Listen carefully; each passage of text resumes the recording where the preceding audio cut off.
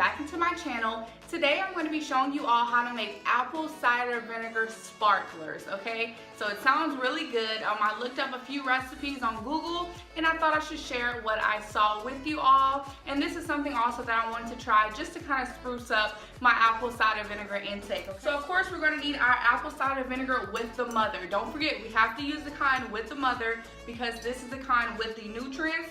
And I'll be using 2 tablespoons of apple cider vinegar. So it is very important that you do have a measuring cup or some type of measuring tool that you use. And of course I have 3 of my clear plastic bottles that I got from eBay. I'll have the link down below if you guys want to purchase your own clear juicing bottles. So I'll be using 3 because I have 3 different recipes. And then as far as my juices I'll be using the Diet Cran-Mango. This stuff is really good and it has less than 1 gram of sugar, and I really love it because it is 5 calories per serving. So if you do try to buy any type of cranberry juice, I do recommend you get the diet kind because the regular kind is full of sugar, okay? The next kind I have is the Ruby Red grapefruit juice, and this is by Great Value. Now this has a little bit more sugar in it. I couldn't find the diet kind like this. I don't know if there is a diet kind for grapefruit juice, but there may be. But I like this one because this one has 28 grams of sugar per serving. So as long as you don't drink too much of this, it's pretty good for you.